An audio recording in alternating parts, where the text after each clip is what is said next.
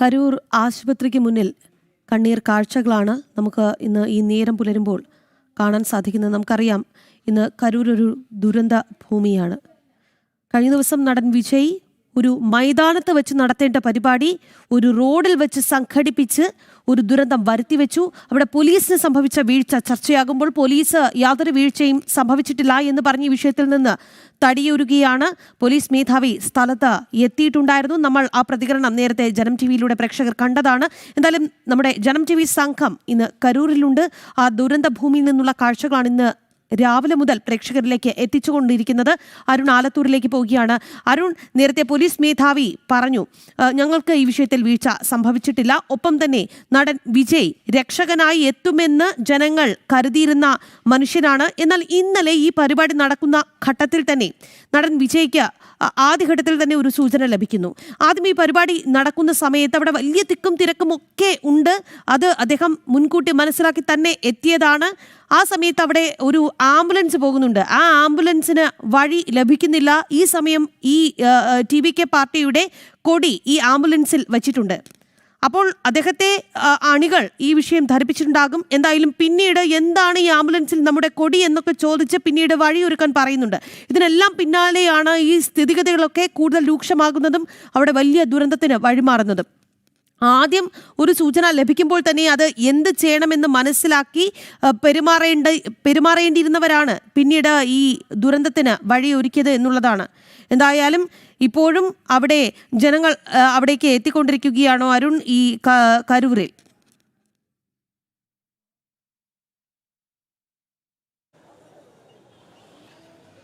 രാഖി, തീർച്ചയായിട്ടും ഇപ്പോഴും ഈ പ്രദേശത്തേക്ക് ഒരുപാട് ജനങ്ങൾ എത്തുന്നു. അവരൊക്കെ ആ നടുക്കം ഉള്ള അവരുടെ അനുഭവങ്ങൾ, ഏറെ വേദനാജനകമായ അനുഭവങ്ങൾ അത് പങ്കുവെക്കുന്നു പലരും എന്നുള്ളതാണ്. കാരണം പലരും ഭാഗ്യം കൊണ്ടാണ് ഈ തിക്കിലും തിരക്കിൽ നിന്നൊക്കെ രക്ഷപ്പെട്ട് പോയിരിക്കുന്നത്. ഇപ്പോഴും എൻ്റെ ഈ ചുറ്റിലും നമുക്ക് കാണാൻ സാധിക്കും ഒരുപാട് കൊടിതോരണങ്ങൾ, വയറുകൾ, അതുപോലെ തന്നെ ആളുകളുടെ ചെരുപ്പുകൾ, ഫ്ലക്സ് ബോർഡുകൾ തുടങ്ങിയൊക്കെ നമുക്ക് കാണാൻ സാധിക്കും. ഇവിടെ ഒരു ട്രാൻസ്ഫോമർ തൊട്ടടുത്ത് തന്നെ കാണാൻ സാധിക്കും. ഇന്നലെ വിജയുടെ പരിപാടിയുടെ ദൃശ്യങ്ങളിൽ നമ്മൾ കണ്ടതാണ്. ആളുകൾ ഈ ട്രാൻസ്ഫോമറിൽ വരെ കയറി നിൽക്കുകയായിരുന്നു. എന്ത് സാഹചര്യത്തിലാണ് ഇതൊക്കെ?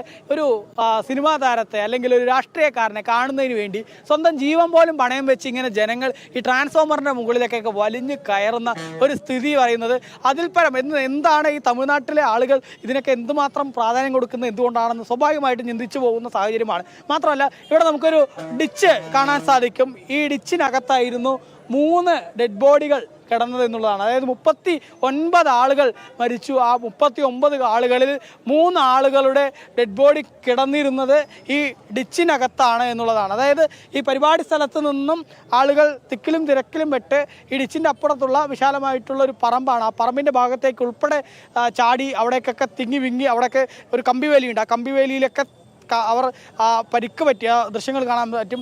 കമ്പിവേലിയിലൊക്കെ മറികടന്നും മറ്റുമൊക്കെ ഇപ്പുറത്തുള്ള പറമ്പിലേക്കൊക്കെ കുറേ ആളുകൾ ചാടിക്കടന്നു. പക്ഷേ അങ്ങോട്ടേക്ക് ചാടുന്ന തിരക്കിനിടയിൽ ചില ആളുകൾ ഈ ഡിച്ചിനകത്തേക്ക് വീണു. ഈ ഡിച്ചിനകത്തേക്ക് ആ വീണ ആളുകളുടെ മേലേക്ക്, അതായത് ഈ ഡിച്ചിനകത്തേക്ക് ആദ്യം ഒരു 3-4 ആളുകൾ വീഴുന്നു. അവരുടെ മുകളിലേക്ക് പിന്നീട് ആളുകൾ കൂട്ടമായി, അതായത് ഇവിടെ നിന്ന് ഈ തിരക്ക് അങ്ങനെ വന്ന് ഇവിടേക്ക് അങ്ങോട്ട് മറിയുകയാണ്. അങ്ങനെ മറിഞ്ഞ് കുറേ ആളുകൾ ആ പറമ്പ് ഭാഗത്തേക്ക് പോകുന്നു.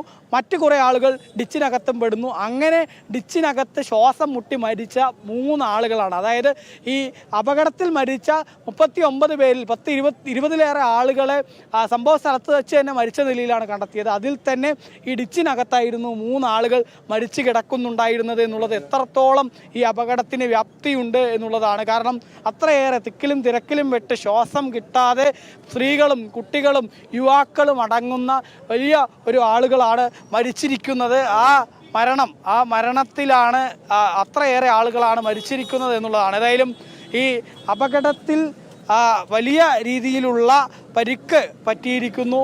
ഇപ്പോൾ 39 ആളുകൾ പരിക്കേറ്റ് ചികിത്സയിൽ കഴിയുന്നു. 39 ആളുകൾ മരിച്ചിരിക്കുന്നു. 40-ലേറെ ആളുകൾ ചികിത്സയിൽ കഴിയുന്ന സ്ഥിതി. ഏതായാലും ഈ അപകടത്തെ സംബന്ധിച്ചിടത്തോളം ഇതിൽ വിജയുടെ ഭാഗത്തു നിന്നും, വിജയുടെ TVK എന്ന രാഷ്ട്രീയ പാർട്ടിയുടെ ഭാഗത്തു നിന്നുമൊക്കെ വലിയ വീഴ്ച ഇതിൽ ഉണ്ടായിട്ടുണ്ട് എന്നുള്ളതിൽ സംശയമില്ല എന്നുള്ളതാണ്. കാരണം വിജയുടെ പര്യടനത്തിന് തുടക്കം കുറിക്കുന്നത് കഴിഞ്ഞ സെപ്റ്റംബർ 13-ാം തീയതിയാണ് ഈ പര്യടനത്തിന് തുടക്കം കുറിക്കുന്നത്. അതിനുശേഷം പിന്നീട് ഇതിനെ അനുമതി നിഷേധിക്കുന്ന ഒരു സാഹചര്യം, അതായത് പര്യടനം ആരംഭിക്കുന്നതിന് മുൻപ് തന്നെ ഇതിനെ അനുമതി നിഷേധിക്കുന്ന സാഹചര്യം ഉണ്ടായി. 23 പ്രത്യേക മാർഗനിർദ്ദേശങ്ങൾ പോലീസ് മുന്നോട്ട് വെച്ചിരുന്നു. എന്നാൽ ഇതൊന്നും നടപ്പായില്ലെന്ന് മാത്രമല്ല, തടിച്ചുകൂടി എത്തിയ ജനങ്ങൾ തിരുച്ചിറപ്പള്ളിയിൽ, അത് ആദ്യ പര്യടനം നടന്നത് തിരുച്ചിറപ്പള്ളിയിലായിരുന്നു. അവിടെ ഉൾപ്പെടെ തടിച്ചുകൂടിയ ആളുകൾ വ്യാപകമായിട്ട് പൊതുമുതൽ നശിപ്പിക്കുന്ന സാഹചര്യം ഉൾപ്പെടെ ഉണ്ടായി. തുടർന്ന് വിജയുടെ റോഡ് ഷോയ്ക്ക് ഉൾപ്പെടെ അനുമതി നിഷേധിക്കുകയായിരുന്നു.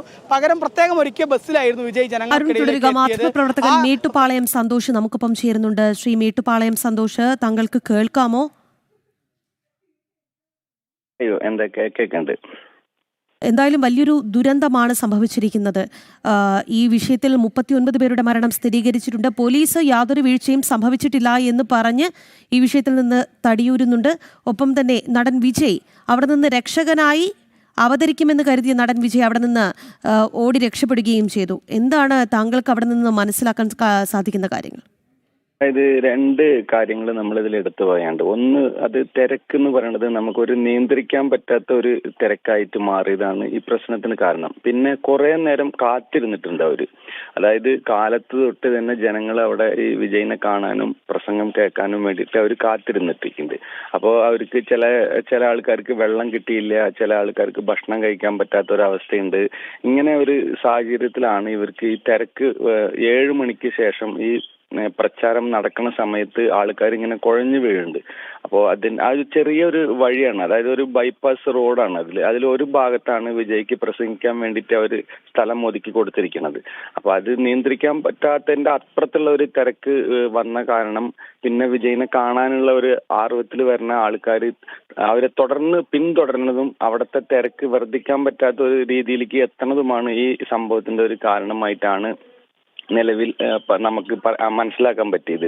പിന്നെ ഇപ്പോ വന്നിട്ട് ഒരു നബർ കമ്മീഷൻ എന്ന് പറഞ്ഞിട്ട് നമ്മുടെ ചെന്നൈ ഉയർനീതിമன்றത്തിന്റെ നീതിപതി റിട്ടയർഡ് നീതിപതിയുടെ തലമയിൽ ഒരു കമ്മീഷൻ அமைക്കാനുള്ള ഒരു തീരുമാനത്തിലാണ് ഗവൺമെന്റ് ഉള്ളത്. അപ്പോൾ അവിടെ എന്താണ് സംഭവം നടന്നത്, എന്താണ് ഈ വീഴ്ചയ്ക്ക് കാരണം, എന്താണ് പിന്നെ ഈ ഇത്രയും മരണങ്ങൾ സംഭവിക്കാനുള്ള കാരണം എന്താണെന്നുള്ളതൊക്കെ അന്വേഷിച്ചതിന് ശേഷം നമുക്ക് മനസ്സിലാക്കാൻ പറ്റും. ഇപ്പോൾ നമുക്ക് സ്ഥലത്ത് നടന്ന സംഭവങ്ങൾ കാണുമ്പോൾ അതൊരു ചെറിയൊരു വഴിയായിട്ടാണ് ഇത്രയും ജനങ്ങൾ അവിടെ വന്ന് നിൽക്കുന്ന സമയത്ത് അവിടുത്തെ നിയന്ത്രിക്കാൻ പറ്റാത്ത ഒരു അവസ്ഥയിലാണ് ഈ സംഭവം നടക്കണം എന്നുള്ളതാണ് ഇപ്പോൾ നമുക്കത് മനസ്സിലാക്കാൻ പറ്റിയ കാര്യം. പിന്നെ വിജയ് അവിടെ വന്നിട്ട് ജനങ്ങളുടെ അടുത്ത് വീണ്ടും പ്രതികരിക്കാൻ നിന്നാലോ അല്ലെങ്കിൽ കാണാൻ വേണ്ടി വന്നാലോ ജനങ്ങൾ എങ്ങനെയാണ് പ്രതികരിക്കുക എന്നുള്ളതൊരു സിറ്റുവേഷനാണ് അവിടെ ഉള്ളത്. അപ്പൊ അത് കാരണമായിരിക്കാം ആള് ചെന്നൈക്ക് പോയതെന്നാണ് നമുക്കിത് ആ കാര്യങ്ങൾ വെച്ച് മനസ്സിലാക്കാൻ പറ്റിയത്. എന്തായാലും അദ്ദേഹത്തിൻ്റെ അറസ്റ്റ് ആവശ്യം ശക്തമാകുന്നുണ്ട് എന്നുള്ളതാണ് സന്തോഷം. കാരണം നമുക്കറിയാം, നേരത്തെ ഈ പുഷ്പ 2 റിലീസുമായി ബന്ധപ്പെട്ട് അന്ന് തിക്കിലും തിരക്കിലും ഒരു സ്ത്രീ മരിച്ചപ്പോൾ അന്ന് നടൻ അല്ലു അർജുനെ അറസ്റ്റ് ചെയ്തിരുന്നു. ഇവിടെ 39 മരണങ്ങളാണ് ഈ സംഘടനത്തിലുണ്ടായ വീഴ്ച കൊണ്ട്, അല്ലെങ്കിൽ കോടതി കൃത്യമായ മാർഗനിർദ്ദേശങ്ങൾ നൽകിയിരുന്നു, ആ മാർഗനിർദ്ദേശങ്ങൾ പാലിക്കാത്തത് കൊണ്ട് ഉണ്ടായത്. ഈ ഒരു ദുരന്തത്തിൽ നടൻ വിജയുടെ അറസ്റ്റ് ഉണ്ടാകണമെന്ന ആവശ്യം ശക്തമാകുന്നുണ്ട്. മനസ്സിലാക്കിയിട്ടുണ്ട്. അതായത് എങ്ങനെയാന്ന് വെച്ചാൽ ഇതിനെ കുറിച്ചിട്ടുള്ള വിചാരണ നടത്താണ്ട് നമുക്ക് ഇതിലൊരു തീരുമാനത്തിലെത്താൻ പറ്റില്ല. അപ്പൊ ഇത് എന്താണ് സംഭവം നടന്നത്, എങ്ങനെയാണ് ഇതിന്റെ ഈ ഇത്രയ്ക്കും ആൾക്കാർ വന്ന് അവിടെ നിന്ന് ഇങ്ങനെ ഒരു സംഭവം നടന്നത് എങ്ങനെയാണെന്നുള്ളത് ഇപ്പൊ നമുക്ക് ഇപ്പൊ കണ്ടതൊക്കെ എല്ലാം എല്ലാവർക്കും അറിയണ പോലെയുള്ള ഒരു സംഭവമാണ് നടന്നിരിക്കുന്നത്. അപ്പോൾ ഇതിന്റെ ഒരു റെക്കോർഡിക്കലായിട്ടുള്ള ഒരു അന്വേഷണം നടന്നാലാണ് നമുക്ക് ഇതിനെ കുറിച്ചിട്ടുള്ള കാര്യങ്ങൾ മനസ്സിലാക്കാനും എന്താണ് സംഭവം നടക്കാനുള്ള കാരണം എന്താണെന്നുള്ളത് മനസ്സിലാക്കിയതിന് ശേഷം തീർച്ചയായിട്ടും അതിലൊരു നടപടി ഉണ്ടാവുമെന്നാണ് തമിഴ്നാട് മുഖ്യമന്ത്രി സ്റ്റാലിൻ പറഞ്ഞിരിക്കുന്നത്. അപ്പൊ അതിനനുസരിച്ച് ഈ വിചാരണ നടന്നതിന് ശേഷം നടപടികൾ തീർച്ചയായിട്ടും ഉണ്ടാവുമെന്നാണ് ആള് മനസ്സിലാക്കിയിട്ടുള്ളത്. അങ്ങനെയാണ് നമുക്ക് ഇപ്പൊ ഇതിനെ ആദ്യ ആദ്യഘട്ടത്തിൽ കാണാൻ പറ്റുള്ളൂ. ഇപ്പൊ പെട്ടെന്ന് നമ്മൾ എടുത്തു ചാടി എല്ലാതും ഒരേ ദിവസത്തിൽ തീരുമാനത്തിലെത്തണം, ഇങ്ങനെ ഇത് നടക്കണം എന്നുള്ളത് നമുക്ക് അങ്ങനെ എത്തിപ്പറ്റാൻ പറ്റില്ല. അപ്പോൾ തീർച്ചയായിട്ടും ഇതിന്റെ ഒരു വിചാരണ നടന്നതിന് ശേഷം തീർച്ചയായിട്ടും അതിനുള്ള നടപടികൾ ഉണ്ടാവും എന്നാണ് തമിഴ്നാട് മുഖ്യമന്ത്രി പറഞ്ഞിരിക്കുന്നത്. ശ്രീ സന്തോഷ്, ഈ അപകടത്തിൽ മരിച്ചവരുടെ പേരുവിവരങ്ങൾ ലഭിച്ചിട്ടുണ്ടോ? ഇനിയും തിരിച്ചറിയാൻ ആളുകൾ ഉണ്ട് എന്ന് തോന്നുന്നു. അതായത് പരമാവധി ആൾക്കാരെ തിരിച്ചറിഞ്ഞിട്ടുണ്ട്. അവർക്ക് അവരുടെ പോസ്റ്റ്മോർട്ടം കഴിഞ്ഞതിന് ശേഷം പലർക്കും വിട്ടുകൊടുത്തിട്ടുണ്ട്.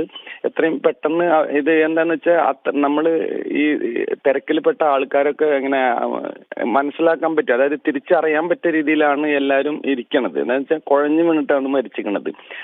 വേറെ നമുക്കിത് കാണാൻ പറ്റില്ല.